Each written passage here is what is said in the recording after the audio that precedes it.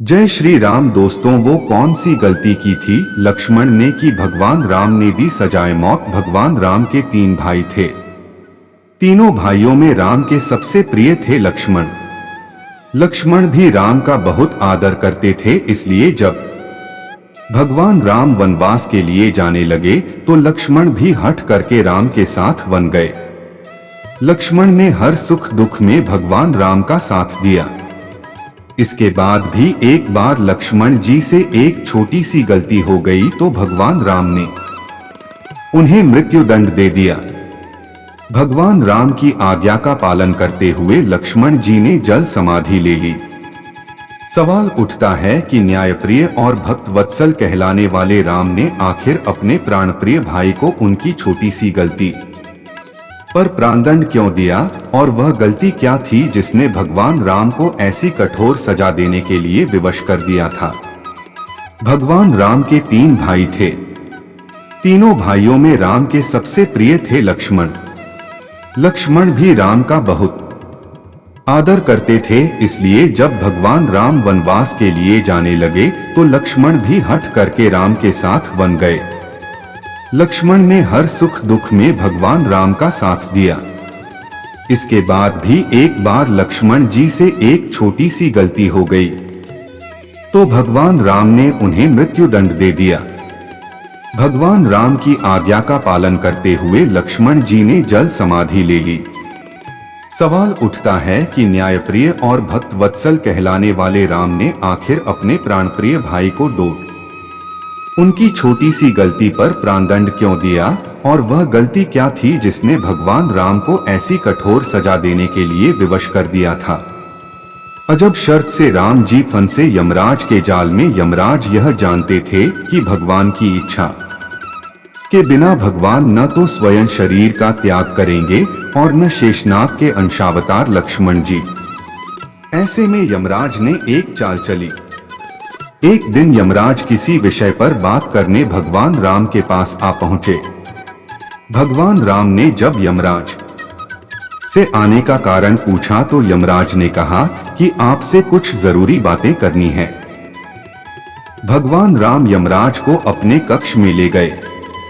यमराज ने कहा कि मैं चाहता हूं कि जब तक मेरी और आपकी बात हो उस बीच कोई इस कक्ष में नहीं आए।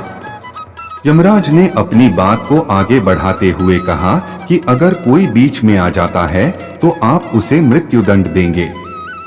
भगवान राम ने यमराज की बात मान ली और यह सोचकर कि लक्ष्मण उनके सबसे आज्ञाकारी हैं, इसलिए उन्होंने लक्ष्मण जी को पहरे पर बैठा दिया। लक्ष्मण जी हुए मजबूर कर बैठे। यह भूल यमराज और राम जी की बात जब चल रही थी उसी समय दुर्वासा ऋषि अयोध्या पहुंच गए और राम जी से तुरंत मिलने की इच्छा जताई। लक्ष्मण जी ने कहा कि भगवान राम अभी यमराज के साथ विशेष चर्चा कर रहे हैं। भगवान की आज्ञा है कि जब तक उनकी बात समाप्त नहीं हो जाए कोई उनके कक्ष में नहीं आए, इसलिए आपसे अनुरोध है कि आप कुछ समय प्रतीक्षा करें।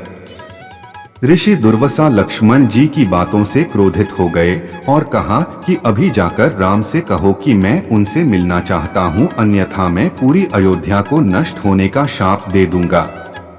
लक्ष्मण जी ने सोचा कि उनके प्राणों से अधिक महत्व उनके राज्य और उसकी जनता का है, इसलिए अपने प्राणों का मोह छोड़कर लक्ष्मण जी भगवान राम के कक्ष में चले गए।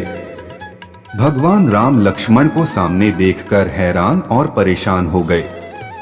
भगवान राम ने लक्ष्मण से पूछा कि यह जानते हुए भी कि इस समय कक्ष में प्रवेश करने वाले को मृत्यु दंड दिया जाएगा, तुम मेरे कक्ष में क्यों आए हो? लक्ष्मण जी ने कहा कि दुर्वासा ऋषि आपसे अभी मिलना चाहते हैं। उनके हठ के कारण मुझे अभी कक्ष में आना पड़ा है। राम जी यमराज से अपनी बात पूरी करके जल्दी से ऋषि दुर्वासा से मिलने पहुंचे और इस तरह राम ने दिया मृत्युदंड। लक्ष्मण ने ली जल समाधि। यमराज अपनी चाल में सफल हो चुके थे। राम जी से यमराज ने कहा कि आप अपने वचन के अनुसार लक्ष्मण को मृत्युदंड दीजिए। भगवान राम अपने वचन से मजबूर थे। राम जी सोच में थे कि अपने प्राणों से प्रिय भाई को कैसे मृत्युदंड दिया जाए। राम जी ने अपने गुरु वशिष्ठ जी से इस विषय में बात की तो गुरु ने बताया कि अपनों का त्याग मृत्युदंड के समान ही होता है, इसलिए आप लक्ष्मण को अपने से दूर कर दीजिए, यह उनके लिए मृत्युदंड के बराबर ही सजा होगी।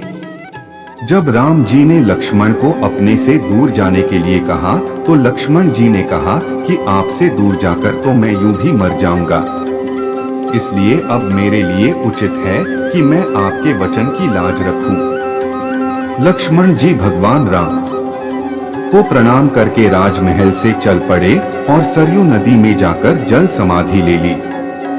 इस तरह राम और लक्ष्मण दोनों ने अपने अपने वचनों और कर्तव्य का पालन किया, इसलिए कहते रघुकुल रीत सदा चली आई। प्राण जाए पर वचन जाए।